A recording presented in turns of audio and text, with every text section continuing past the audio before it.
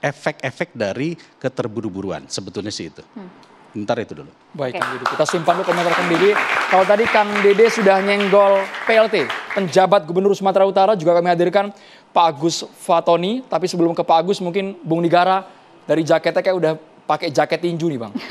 Bung Nigara ingin komentar dulu soal scoring tinju. Hitung-hitungannya bagaimana, apakah betul di sana tidak ada fair play sama sekali, ada ketidakadilan sampai wasitnya kabarnya diberhentikan. Bung Nigara. Ya, oke, terima kasih Andro. Ini ada, kalau Pak Dede ini atlet, jadi ngomongnya pasti pas karena dia atlet gitu. Jadi banyak yang orang nggak ngerti kalau Dede Yusuf ini adalah atlet yang luar biasa dulu.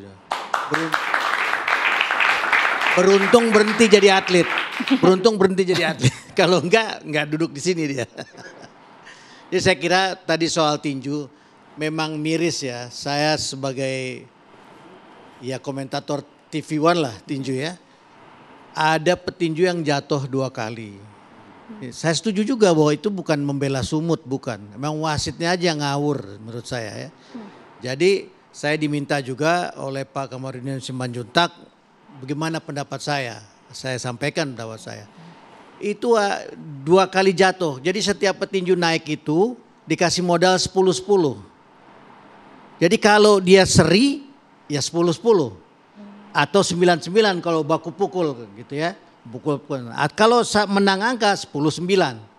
Kalau jatuh poinnya kurang 2. Ini 2 kali jatuh poinnya kurang 4. Itu pertama. Ya. Yang kedua waktu dia lepas gamsil prop ngambil ya pakai gloves itu nggak mungkin bisa. Ya kan. Kemudian dia buang lagi lari ke sana itu kurang 1. Artinya petinju Sumut harus dikurangi poin 5. Saya setuju juga bahwa di amatir tuh menyelamatkan petinju jauh lebih penting. Wasit ini nggak menyelamatkan petinju Sumut. Membahayakan. Buktinya sekarang dia dirawat. Ini sesuatu yang sangat lebih fatal lah gitu ya. Iya, prihatin. Jadi saya waktu ditanya mau diapain nih wasit? Saya bilang pulangin. Dan itu cepat sekali Pak Kamarudin Simanjuntak bertindak gitu. Jadi saya kira memang ke depan jangan lagi ada wasit-wasit yang kayak gini. PON ini kan alat pemersatu bangsa, bukan pemecahan bangsa. Itu yang paling penting gitu. Sehingga dalam pagelaran PON ini semua bisa menikmati. Keekonomian rakyat tumbuh gitu ya. Ini jangan sampai seperti habis PON selalu ada masalah. Kita lihat Riau stadionnya jadi apa sekarang. Kalimantan Timur, Palaran stadionnya jadi apa sekarang. Ini yang gak jauh-jauh nih yang baru belum lama Papua jadi apa stadionnya sekarang. Berapa anggaran yang dikeluarkan? Pak Dede tadi udah sebutkan. Ya, jadi kayak saya kira ke depan harus kita pikirkan seperti apa. Ini cabornya juga paling dahsyat ini. 67 cabang yang dipertandingkan. Boya kita mikir nih kalau ini saya nih kalau saya. Kita pikirinlah ini bagaimana ke depan nih. Jadi PON ini menjadi satu loncatan untuk atlet-atlet kita ke SEA Games. SEA Games untuk ke Asian Games, Asian Games Olimpiade. Ini enggak. Atlet POM ada yang 5 kali tampil di PON, kebayang enggak Arya? 5 kali. Ngapain ya? Kan 20 tahun. Terus mau ngapain gitu? Artinya apa? Artinya enggak sesuai dengan apa yang kita harapkan. Jadi ini ke depan juga saya berharap Komisi 10 bisa lebih selektif. Misalnya PON dibagi 2 aja. PON Olimpiade, PON yang rekreasi. Setiap 2 tahun. 2 tahun PON ini di mana tempatnya? Cari yang paling komplit. Jadi jangan sampai PON ini membangun sesuatu yang baru akhirnya ketersia-sia karena nggak bisa dimanfaatkan. Kan nggak banyak kayak seperti Gelora Bung Karno. Itu aja Gelora Bung Karno, saya mantan direktur operasional di Gelora Bung Karno. Itu aja kita sulit untuk menghidupi Gelora Bung Karno. Padahal eventnya banyak di tengah kota. Itu aja masih nggak bisa gitu loh. Bagaimana lagi yang di daerah? Ini juga harus kita pikirkan. Begitu. Jadi ke depan betul-betul berharap kepada teman-teman di Komisi 10 bisa memberikan atensi yang lebih besar lah supaya ini jangan ada kesia-siaan setelah PON begitu. Iya. Karena tadi sudah disebut Komisi 10 sebetulnya begini. Kalau Komisi 10 waktu itu bikin undang-undang keolahragaan, Bang Negara, mungkin kita tahu. Dan kita mengatakan fokus kepada DBON, Desain Besar Olahraga Nasional, di mana yang wajib dibiayai oleh negara itu adalah cabur-cabur Olimpik.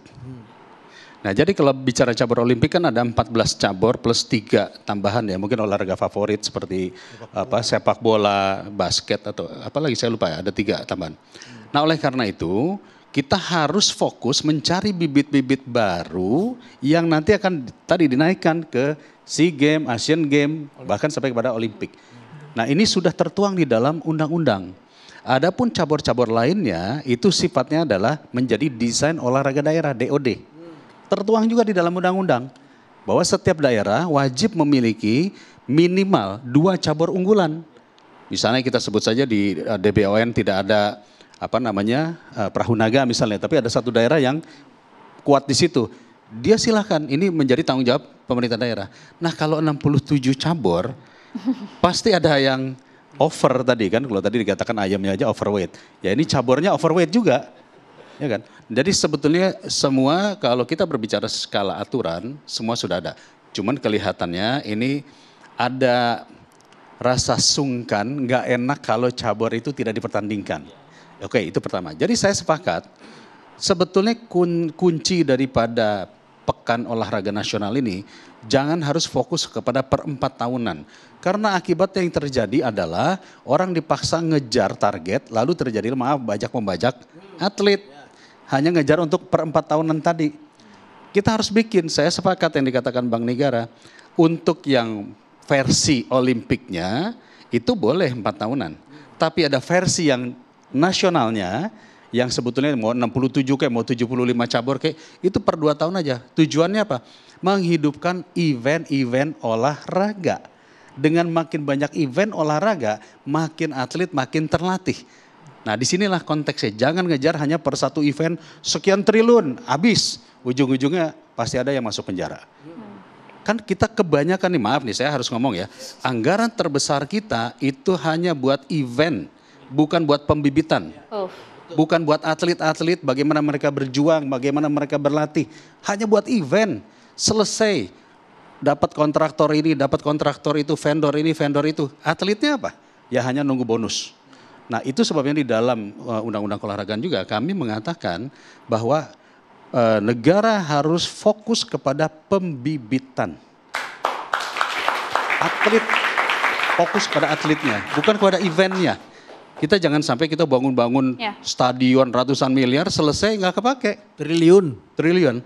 Nah, itu aja sih. Sebenarnya semua udah ada tuh Bang di situ Bang. Saya kira apa yang disampaikan Pak Dede ini harus kita sambut dengan baik gitu ya. Karena memang itu jangan sampai kita pesta, habis pesta cuci piring nggak ada hasilnya. Ini kan berat gitu. Berat gitu. Jadi ke depan harus kita pikirin betul-betul. PON model apa yang kita perlukan. Karena jangan lupa juga PON ini memang alat perjuangan. Karena kita ditolak ke London tahun 1948 gitu. Lalu kita bikin PON, Pekan Olahraga Nasional. Padahal pesertanya setengah di Surakarta sekitarnya aja. Tapi mengatasnamakan nasional. Kenapa? Kalau negara yang udah bisa menggelar pesta olahraga, artinya negara itu stabil. Itu aja sebetulnya. Semangat persatuannya itu tadi kan yang dimaksud Bang Negara. Jangan sampai PON ini jadi alat perpecahan. Itu yang paling menyedihkan. Gitu. Tapi kemarin ada adegan yang bisa dibilang memalukan di lapangan hijau. Ketika ada pemain yang sampai memukul, memberikan bogem mentah kepada wasit karena merasa dicurangi. Itu pukulannya hukanan. Nah itu dia. Hukanan dan mendarat di rahang. betul. Itu salah, betul. TKO. Nah itu dia. Iya. Gitu. Dan yang paling sepanjang sejarah saya jadi wartawan olahraga, wartawan sepak bola dari tahun 79 sampai 2012 di lapangan, kemudian sampai sekarang mengamati. Saya sekarang anak buahnya Pak Arya Sinulinga nih di PSSI, gitu. Belum pernah saya melihat pemain sedingin itu. Memukul wasit kemudian tertawa tersenyum. Belum pernah ada. Itu dia. Orang mukul wasit, berkelahi, tonjok-tonjokan di lapangan itu biasa dalam sepak bola. Tapi pelakunya pasti bersembunyi.